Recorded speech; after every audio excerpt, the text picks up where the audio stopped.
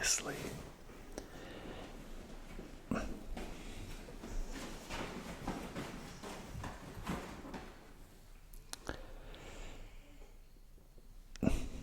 Best to get that out of the way early. Today I will be going through a $1.1 million home. This home is beautiful inside, not so much outside. Let's take a look at it and see if you agree with me. This is the outside. I do like the driveway. It's lined with what look like old gas lights, but they are electric. But I've always liked long driveways, because one thing that a long driveway symbolizes is that the property has land. This property has 5 acres of land. Obviously has a 3-car garage. I do like this brick walkway that leads to the front door. The one thing on the outside that I found surprising about this home is that it has vinyl siding. And today, in a home of this caliber, it is just not desired for a home in this price point. Hardy board is what most people want today if it's not brick. But yes, it's definitely vinyl. So let's take a look inside. Immediately we see this curved staircase, which is pretty cool. I like it, and it looks like piano keyboards because of the black and white theme.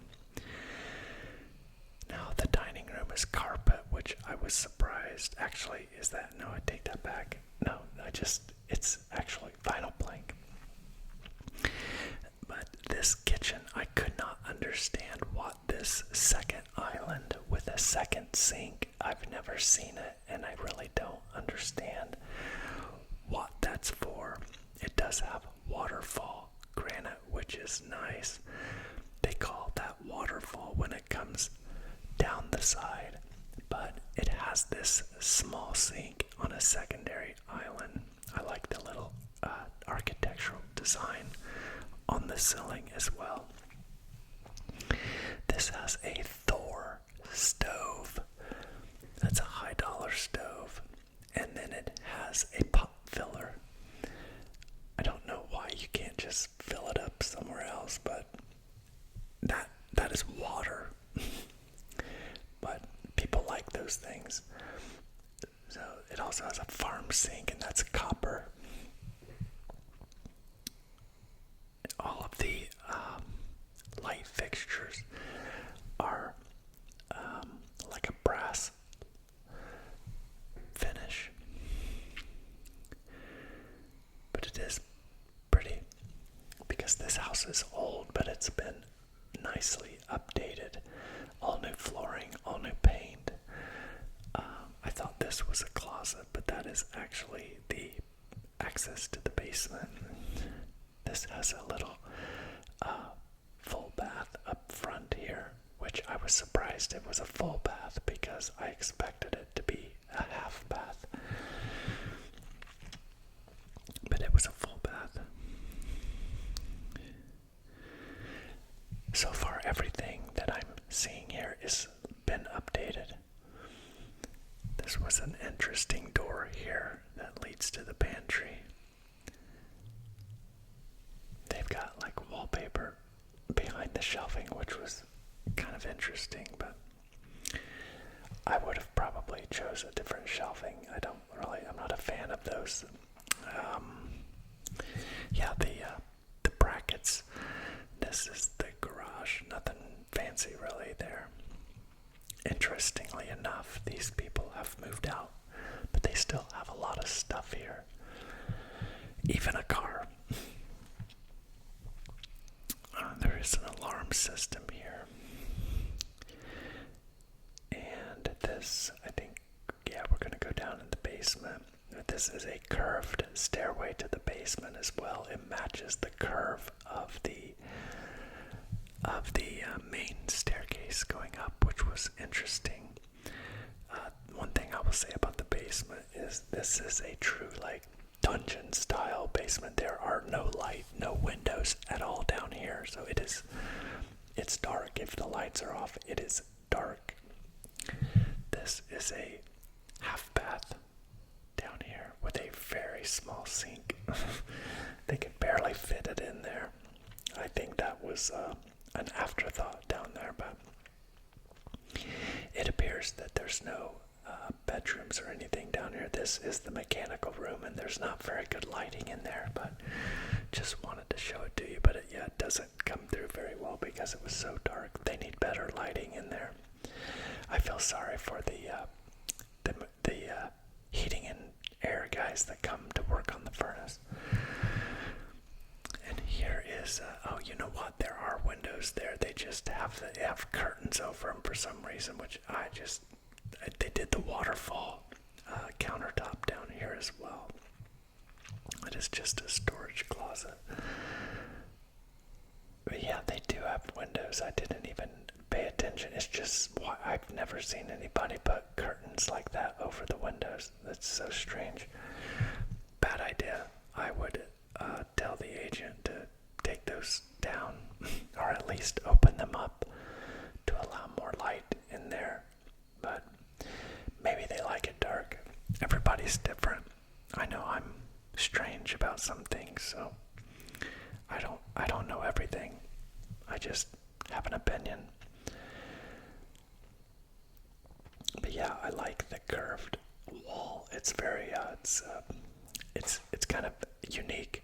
And then what's interesting, on the bottom of the stairs, they actually textured the bottom of the stairs, which was interesting. One thermostat for the downstairs. And then we're going to go ahead and go up the piano steps. I would say that this house is just pretty dark inside. That's a huge mirror. And you come over here to the first bedroom. This is not the primary, just a secondary bedroom. Bedroom number one. Closets are small. But again, this is an old farmhouse that's been renovated, so it's understandable that the closets are small because back then that's how they built them. This is a full bath. Again, nicely updated, new vanity, new sink hardware. It's got its own linen closet. And then it's got a nice custom tiled shower. Nothing in this home was builder grade. No prefab showers. Every shower here is custom. This is a laundry room upstairs, which I'm certain was not originally here. This has a skylight in it as well. But it's a very nice laundry room. This is bedroom number 2. This one is pretty small, but has that little dormer. And this is bedroom number 3. Now, this is not the primary, but it is a suite, so it has a full bath as well as a big walk-in closet as well. But that tile on the top, I have never seen it before. It's very unique. I have never seen that tile anywhere in a home before, which for me to see something for the first time is pretty rare. This is just storage. And then there is the walk-in closet, but pretty big for not being a master bedroom. So 3 secondary bedrooms here. Notice the second thermostat there. So it has two thermostats. I did not check to see if it had 2 furnaces and 2 air conditioners, but my guess is that it does. This is the master bedroom. And you can't really see that light, but it's kind of interesting, the design of it. This is one of the closet. Yeah, this is a pretty good size walk-in one there. And then you walk back here to this large master bath. Obviously dual sinks there. And those are Edison bulbs, which I'm a big fan of Edison bulbs. I just like the light they give off. That's a jetted tub and a huge walk-in shower. That's a speaker up there. Then a huge closet back here as well. So you have two large closets for a his and hers, which is a good design for, and that's the toilet, of course. And then you actually have your own walkout balcony here, which is another nice touch for the master suite. But they've got some sort of unique tile system on the floor there, which is kind of cool. Big fireplace down there at the patio, and then just huge evergreens.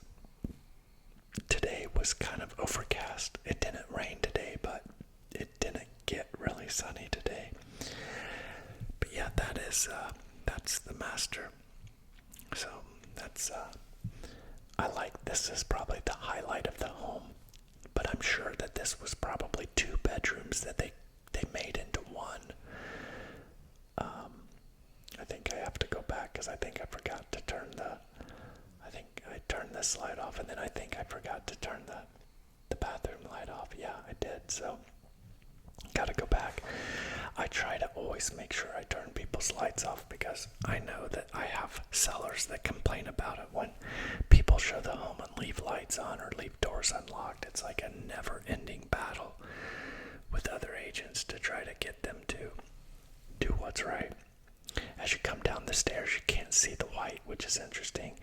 And then I notice I forgot that room over there. I almost leave, but I realized that as I'm getting ready to leave, I missed walking through that room. I don't know when I noticed it. I think I'm looking for which lights to turn off. I was seeing which ones turned on the porch lights to make sure I didn't turn those on. And that's when I realized that, I left all these downstairs lights on. So again, at least I remembered, because I have done it before where it's easy to forget, especially when you've got people with you that are asking questions and whatnot, or going to a room after you've already turned a light off and they're going back. But now I go into this room, notice you can just see how dark. I just don't know why they have all these dark curtains. I mean, I would not. So this is a downstairs bedroom.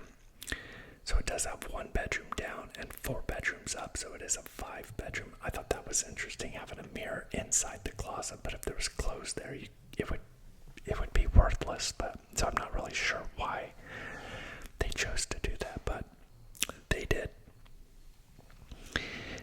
And that should be about it for this. Yeah, actually, just this is where I was checking the porch lights. Okay, I made sure they were off, and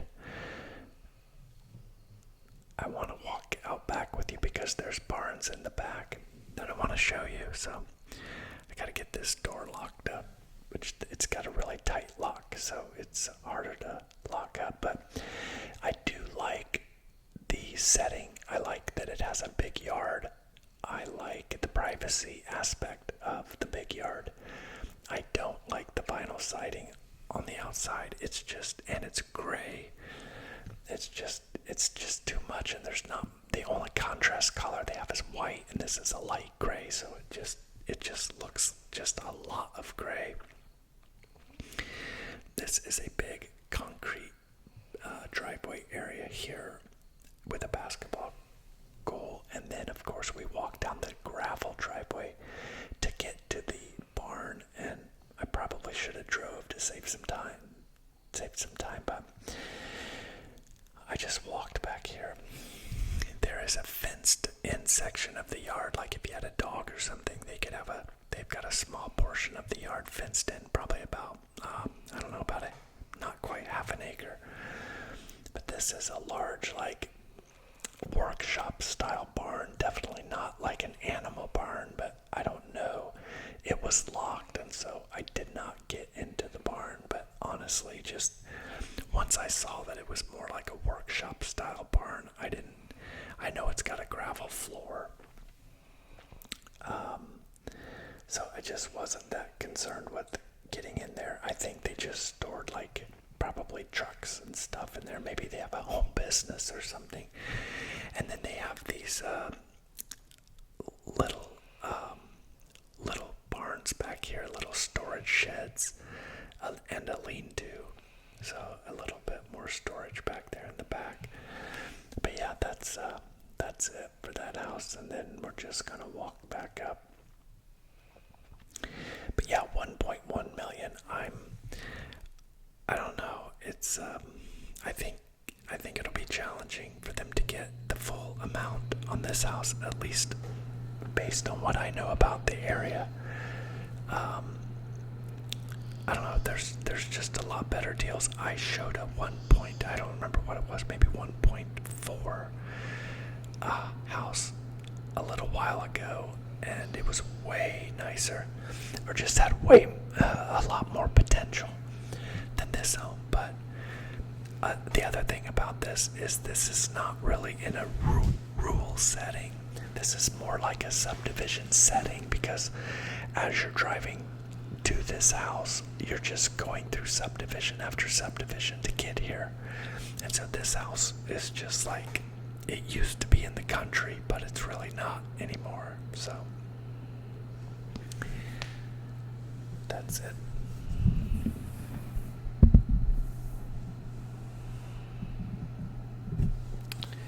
Yeah, so what did you think about that? I know that, again, in certain states, that house would be $10 million. And like in London, it would be a lot more than that, probably. But here you can get we have a really low cost of living here in Indiana. But we don't have an ocean. We do have Lake Michigan, which is, when you're up there, it feels like an ocean. It looks so large, but no ocean. We have winter. So part of our issue here with people living here is you have to endure winter, which really is like December to February is bad. So you have December, January, and February. But once you get to March, it gets in the 50s. And then March, April, 60s. By the time you get to May, we're starting to see the 70s and 80s. And then the summers are hot. From July and August are pretty hot. Like 90s.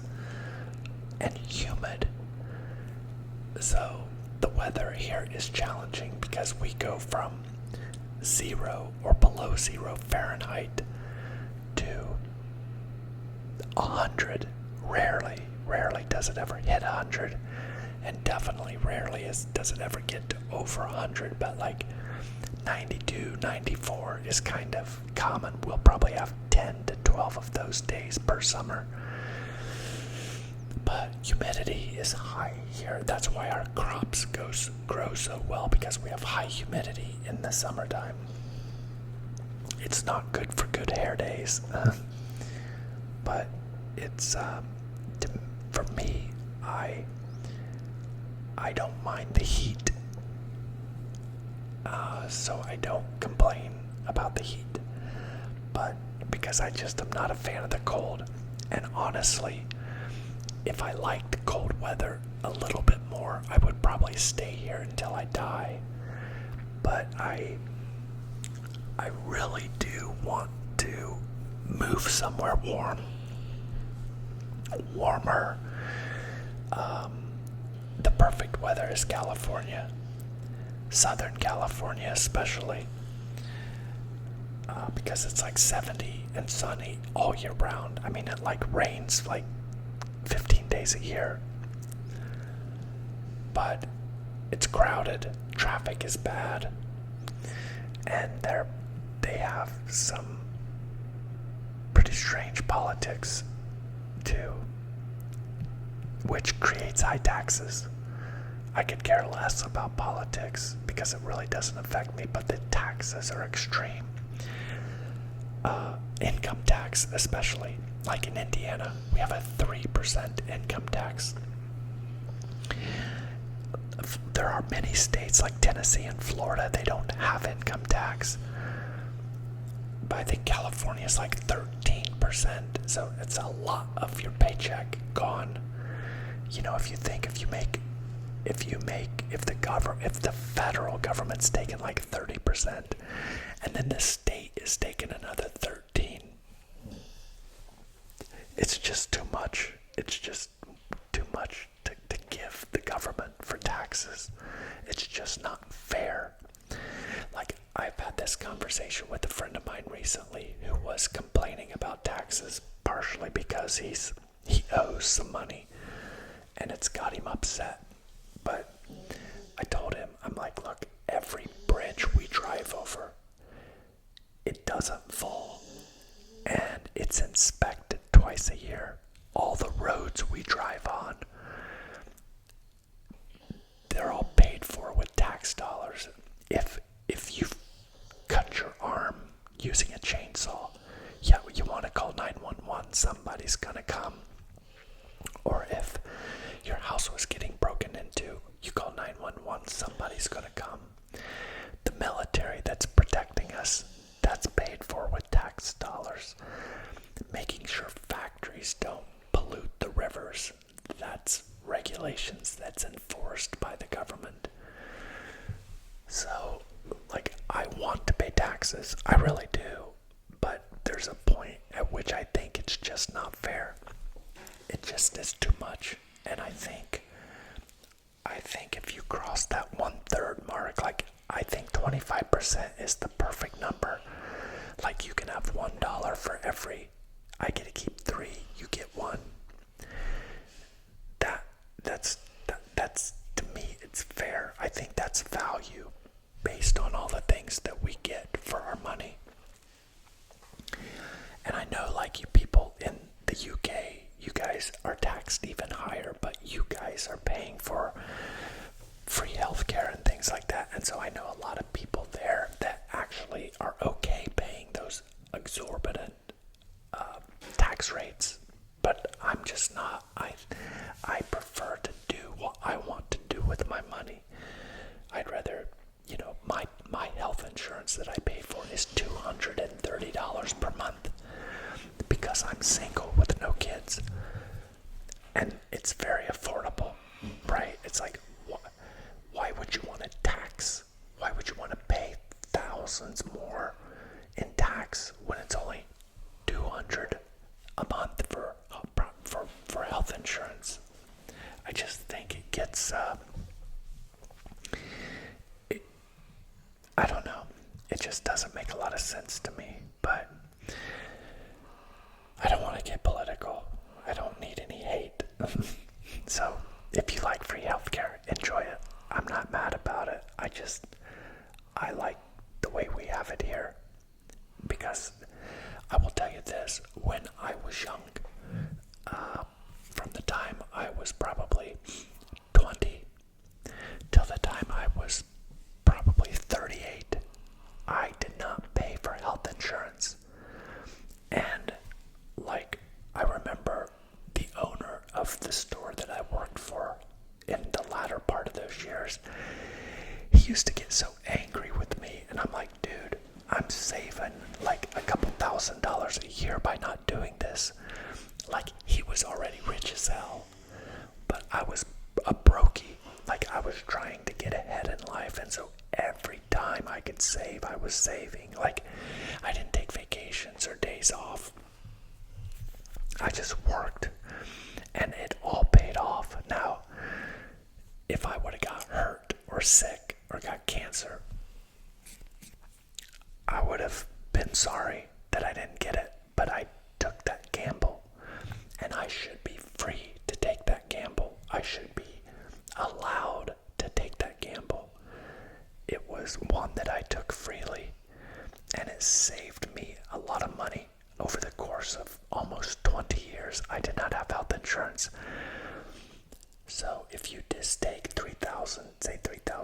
a year times 20. That's $60,000 that I didn't pay. Also, you compound that because I was investing money. I mean, it's hundreds of thousands of dollars that I saved over the course of 20 years by not paying for health insurance. Now, again, I know it was a risk. It was a big risk, but sometimes when you're trying to make it in the world, sometimes you have to do things that are risks. You have to take risks. I don't think anything good ever happens without it. I mean, everything we do is risky. When you fall in love with someone, you're taking a risk that they're not going to leave you or cheat on you. When you eat food, you're taking a risk that it's cooked properly and it's not going to make you sick. I mean, you name it. Little Pearl here. Pearl is a risk. She could get some sort of sickness that's going to cost me $20,000 to fix. But it's a risk. You know, everything involves risk. I've heard a saying and it says progress involves risk. You can't still second base without taking your foot off of first. So for you sports guys out there, there's a sports example of risk. Most good things take risk. You know, even buying a house, it's a risk. You know, things break. I have a rental. I have 2 rentals. And I got a call yesterday. Yesterday was a holiday in America, Memorial Day. And of all days for this tenant to call me, she said, "Hey Derek, our dishwasher doesn't work." And I put this house was, I totally renovated this house, like brand new, everything, about 10 years ago when I started renting it to these same people. These people moved into this house 10 years ago. And so everything was brand new, but I thought, okay, it lasted 10 years. That's pretty damn good. Now, I'm just going to go put a brand new one in it because they're only like $400. I can get a decent dishwasher for $400. And so rather than calling somebody and paying them a couple $100 to fix that one, I'll just get a brand new one and put it in. I can put a dishwasher in probably 30 to 45 minutes. So that's what I'm going to do. And then I'll just find a dumpster to throw the old dishwasher in. Pretty easy. That's one repair I would do myself.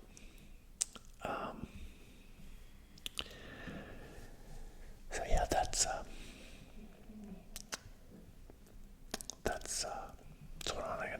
one thing I've got to do this week. I think, you know, problems, like I don't get upset at problems because I know they're coming. You know, it's all about, I've talked about this.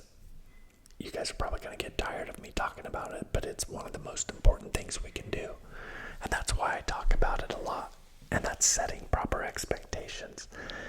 And I don't get upset about things like that because I have my expectations set properly. So I know the problems are just a sign of life. And really, expenses are, when you have a rental, you can't possibly think that nothing's ever going to break. So again, it's just part of life. Things are going to break. You're going to get hurt. You're going to get sick. You know, your house is going to get dirty. You got to clean it. Your food's going to run out. You got to go to the grocery store. Just life is hard. You know, there's just always something to do. But it's like, if you have the right expectations, you actually kind of enjoy that this stuff. Like, I actually kind of like going to the store. I kind of like fixing stuff. I kind of like mowing my yard, you know. I like giving my dogs a bath. I like cleaning my house.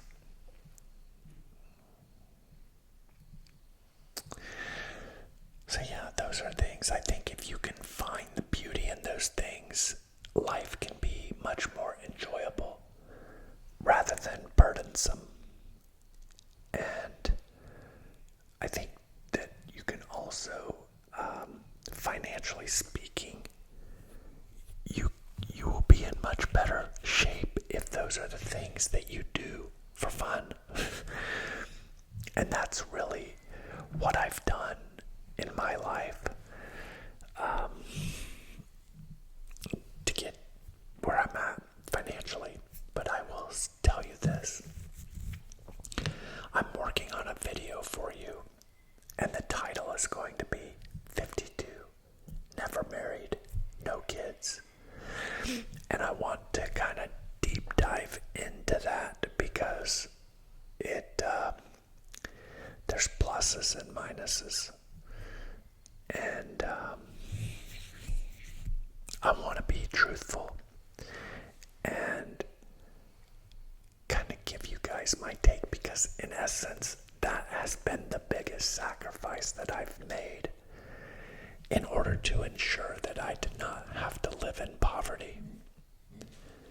That's the number one thing that I missed out on, was having a family. Now, I'm 52, I can still do it, but so far, it hasn't happened, so.